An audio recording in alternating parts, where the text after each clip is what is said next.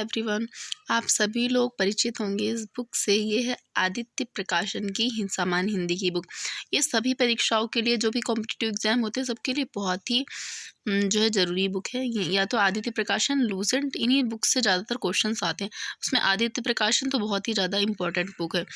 ठीक है, तो इसमें आज मैं आदित्य प्रकाशन की एक सीरीज स्टार्ट करना चाहती हूँ, जिसमें जो है स्टार्टिंग से लेकर लास्ट तक पूरा आदित्य प्रकाशन आपको करवाऊँगी, थोड़े थोड़े वीडियोस में करके एक एक टॉपिक वाइज कराएंगे। तो प्लीज़ सपोर्ट मी। आज स्टार्ट करेंगे इसका फर्स्ट। आज जो है इसका पहले देखेंगे, इसका परिचय देखेंगे, इसमें कौन कौन से एग्ज़ाम के लिए बेनिफिशियल होती है तो जानते हैं। देखिए, इसमें है ये यूपीएससी के लिए होती है। ठीक है, टीजीटी पीजीटी के लिए है, सीटेट और सीटेट, टेट, सुपर टेट, इन सब के लिए है। और लोक सेवा आयोग, जो भी यूपीपीएससी की परीक्षाएं होती है, बैंक, एसएससी, रेलवे, इन सब परीक्षाओं के लिए बहुत ही ज़रूरी है। ठीक है, आरओ, एआरओ और बीएड, एलएलबी, आरआरबी, ठीक है, एसटेट, आरटेट और जो है यूपी टीजीटी पीजीटी, इन सब के लिए जो है बहुत ही ज़रूरी बुक है। लेखपाल और सबके लिए देख सकते हैं आप लोग। ठीक है, तो सबसे पहले देखेंगे इसका जो है कंटेंट देखेंगे। सबसे पहले हिंदी वर्णमाला है, विराम चिन्ह है, ठीक है, शब्द रचना है, अर्थ वाक्य रचना है, और उसके बाद सामान्य हिंदी।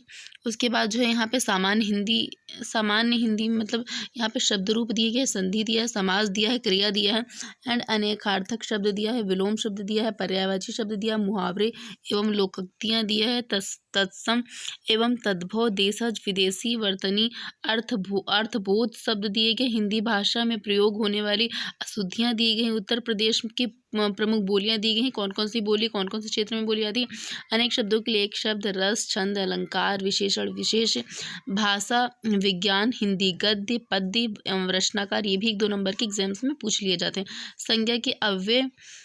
संज्ञा से अव्यय तक और रिक्त स्थानों की पूर्ति, क्रमबद्धता। हैं आज आदित्य प्रकाशन की बुक का फर्स्ट चैप्टर का नाम है हिंदी वर्णमाला एवं विराम चिन्ह। ठीक है, तो देखिए इसके बारे में कुछ जानेंगे। सबसे पहले कि वर्ड तालिका, जो वर्ड होते हैं उनको हम 2 पार्ट्स में डिवाइडेड करते हैं। एक होता है हमारा स्वर एंड एक होता है व्यंजन। ठीक है, जो स्वर होते हैं उनको हम ह्रस्व और दीर्घ स्वर में डिवाइड करते हैं। ह्रस्व मतलब होता है छोटा, मतलब जो छोटा आ, छोटी ई, छोटा ऊ और री, इनको ह्रस्व स्वर मानते हैं, इनको छोटा मानते हैं। ठीक है, ये ह्रस्व स्वरों की संख्या 4 होती है। एंड जो दीर्घ स्वर होते हैं उसमें बड़ा आ, बड़ी ई, बड़ा ऊ, ए ओ औ, इनकी संख्या 7 होती है। ठीक है, और जो मात्राएं लगती है ना, जो भी छंद पढ़ते हैं हम लोग, दोहा और चौपाई, उन पे मात्राएं लगती है, वो भी इसी के अकॉर्डिंग लगती हैं। हर्ष की 1 मात्रा एंड दीर्घ के लिए 2 मात्राएं लगती हैं। ठीक है, इन्हीं स्वरों के अकॉर्डिंग लगती हैं। ठीक है, और उसके बाद जो व्यंजन स्वर होते हैं उनको हम डिवाइड करते हैं स्पर्श व्यंजन में, अंतस्थ व्यंजन में, ऊष्म व्यंजन में, आगत में और संयुक्त व्यंजन में। ठीक है, तो देखिए जो स्पर्श व्यंजन होते हैं वो का वर्ग से पा वर्ग तक होते हैं। ठीक है, का से अंगा, फिर ऐसे करके जो 5 लाइन होती हैं ये पूरे स्पर्श व्यंजन होते हैं। स्पर्श व्यंजनों की संख्या वैसे तो 25 मानी जाती है, लेकिन कहीं कहीं पर 27 भी दी जाती है, क्योंकि ड़ और ढ इनको भी स्पर्श व्यंजन ही मानते हैं। ठीक है, तो ज़्यादातर मोस्टली 25 ही होती है। उसके बाद अंतस्थ व्यंजन, जो अंतस्थ व्यंजन होते हैं उसमें या, र, ल, व, ये 4 अंतस्थ होते हैं, और ऊष्म होते हैं श, श, श, ह, ये 4 ऊष्म व्यंजन होते हैं। उसके बाद आगत मतलब होता है जो उर्दू फारसी के शब्द होते हैं, जिसके नीचे नुक्ता होता है। ये जैसे कि हमने यहाँ पे जा बनाया, ये जा है, लेकिन इसके नीचे हमने पॉइंट रख दिया तो ये ज है, ज, इसको हम जा पढ़ेंगे। ये ज और ये फ, ये 2 होते हैं, ये इन्हें हम आगत बोलते हैं। ये आगत व्यंजन होते हैं। ठीक है, संयुक्त व्यंजन जो किसी के मेल, जो 2 व्यंजनों के मेल से बनते हैं उन्हें हम बोलते हैं संयुक्त व्यंजन। जैसे छाछ, छतरी, टा से त्रिशूल, ज्ञा से ज्ञानी, स्रा से श्रमिक। तो ये हो गए व्यंजन। इस प्रकार से देखा जाए तो 11 स्वर होते हैं और व्यंजनों की संख्या 41 होती है, इसलिए पूरा टोटल मिला के हो गया 52। जो स्वरों की संख्या होती है, स्वर व्यंजन मतलब वर्णमाला में जितने भी अक्षर होते हैं उनकी संख्या होती है 52। ठीक है, अब चलिए आगे देखते हैं।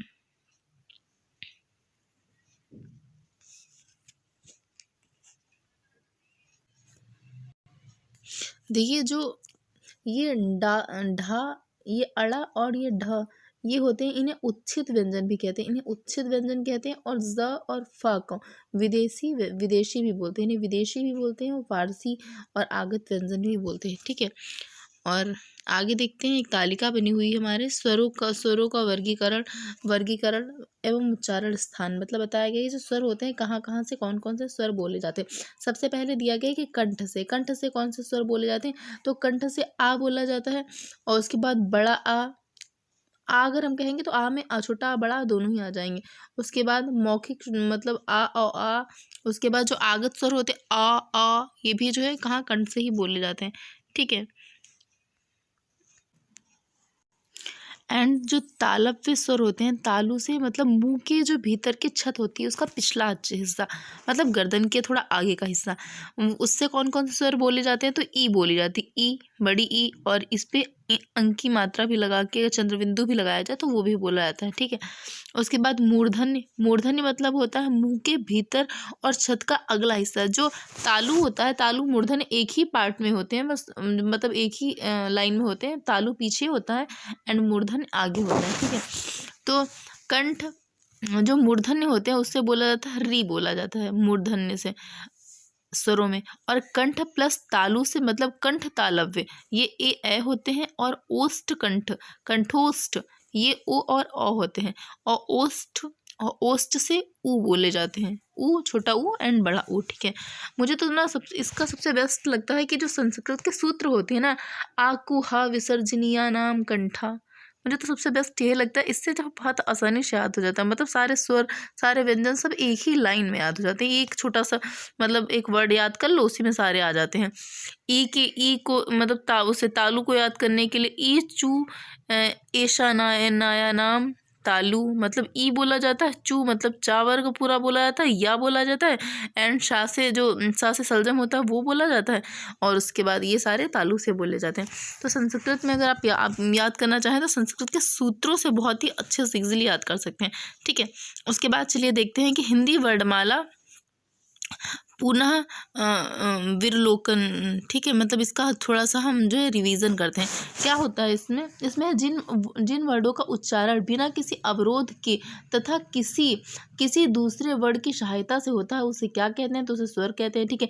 और जिन स्वरों के उच्चारण में कम समय लगता है उन्हें हास्य स्वर बोलते हैं, और जिनमें अधिक समय लगता है उसे दीर्घ स्वर बोलते हैं। हास्य स्वर संख्या में 4 होते हैं, ठीक है। मूल स्वर भी हास्य स्वर को ही हम बोलते हैं, हास्य स्वर को हम मूल स्वर भी बोलते हैं, ठीक है। और जो दीर्घ स्वर होते हैं इन्हें जो है ये संख्या में 7 होते हैं, ठीक है, ये संख्या में 7 होते हैं। और उसके अलावा आगत स्वर होते हैं, जैसे कि आ से कॉपी, तो इसमें का के ऊपर जो ऐसे करके चंद्रबिंदु हाफ मतलब अर्ध चंद्रबिंदु लगाना, तो इसे हम लोग बोलते हैं आगत, ठीक है। उसके बाद हो गया अग्रस्वर। जो अग्रस्वर होते हैं वो 4 होते हैं, ई ए ऐ। उसके बाद मध्य स्वर वो छोटा आ होता है। पश्च स्वर वो बड़ा आ छोटा ऊ बड़ा ऊ औ और औ, ये होते हैं। संवृत स्वर ई ऊ होता है, और अर्ध संवृत ई ऊ होता है छोटा ऊ। और विवृत स्वर बड़ा आ ए बड़ा आ ए और औ होता है, ठीक है। अर्ध विवृत स्वर जो होते हैं वो ए, ठीक है, और छोटा आ ओ और औ ये होते हैं। व्यंजनों की संख्या 41 होती है। स्पर्श व्यंजनों की संख्या 27 होती है। अंतस्थ व्यंजनों की संख्या 4 होती है। ऊष्म व्यंजनों की संख्या 4 होती है, ठीक है। और जो उच्छित व्यंजन होते हैं उन्हें द्वित्व व्यंजन भी कहते हैं। आप देखिए व्यंजनों का वर्गीकरण कैसे किया गया है। हाँ, तो सबसे पहले हम जानेंगे कि कंठ से किसका उच्चारण किया जाता है। तो कंठ से हम का वर्ग का उच्चारण करते हैं, का खा गा घा अंगा। का वर्ग का उच्चारण हम कंठ से करते हैं। आप ऐसे भी याद कर सकते हैं।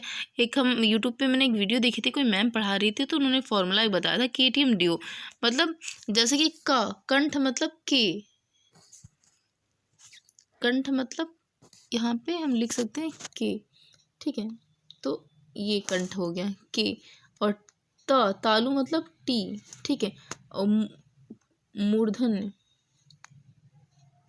KTM 1 मिनट पहले हम लोग ऐसे पढ़ लेते हैं, उसके बाद ये देखते हैं। कंठ मतलब का वर्ग, और तालु मतलब चा वर्ग, चा छा जा।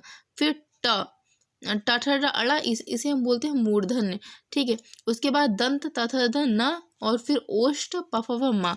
तो का मतलब के, ठीक है, ऐसे याद करेंगे के, ठीक है। और उसके बाद तालव्य मतलब टी, ठीक है। उसके बाद दंत, नहीं KTM, उसके बाद M मतलब मूर्धन्य, ठीक है। उसके बाद दंत मतलब D, उसके बाद ओस्ट, होस्ट मतलब KTM DO। तो हमने इस एक फॉर्मूले में याद किया KTM DO, मतलब के से कंठ, सबसे पहले कंठ आएगा, ठीक है। तो इसमें नहीं आपको याद करना, इसमें क्या है, काका गगा जो पहले आएगा उसको के से बोलेंगे, ठीक है। के के बाद जो नेक्स्ट लाइन आएगी उसको हम टी मतलब तालव्य से बोलेंगे। तो नेक्स्ट लाइन क्या आती है, चाचा, ठीक है। उसके बाद जो अगली लाइन आएगी उसको हम किससे, मूर्धन्य से बोलेंगे। उसके बाद जो अगली लाइन आएगी उसको हम दंत से बोलेंगे। उसके लास्ट वाली लाइन को हम लोग होस्ट ओ से बोलेंगे, ठीक है। तो KTM DO ये फॉर्मूले इससे बहुत ही ईजी से आपको याद हो जाएगा, ठीक है। उसके बाद देखिए, उसके बाद क्या होता है कि तालव्य, तालु मुंह के भीतर की छत का अगला भाग, ठीक है, उससे श बोला जाता है ये वाला, और ये या बोला जाता है।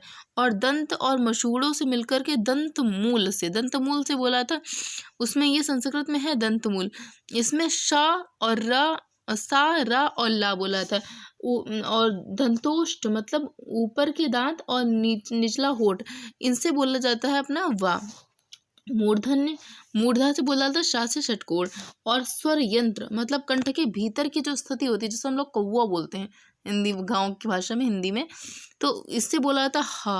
और उच्छित, इनका उच्चारण जीभ के ऊपर उठकर के झटके के साथ नीचे आए तो इन्हें उच्छित बोलते हैं। जैसे कि ड़, और ये ढ, ठीक है। ये ड़, ये ढ, इनको बोलते हैं उच्छित बोलते हैं, ठीक है। आगत व्रीहित ध्वनियाँ का स्पर्शीय, ठीक है। ख ग ज फ, ख ग ज फ, ख, इन्हें हम गृहीत ध्वनियाँ बोलते हैं, ठीक है। ये जो ऊष्म संघर्षी भी होती है। आयोगवाह वो होते हैं जो क्या होते हैं, जो ना तो स्वर की तरह बोले जाते हैं ना व्यंजन की तरह बोले जाते हैं, इसलिए हम अनुस्वार और विसर्ग को आयोगवाह बोलते हैं, ठीक है। आज के लिए इतना ही। अगली वीडियो में हम अगला जो है अगले पार्ट को पढ़ेंगे। तब तक के लिए धन्यवाद। Thank you. Please support me.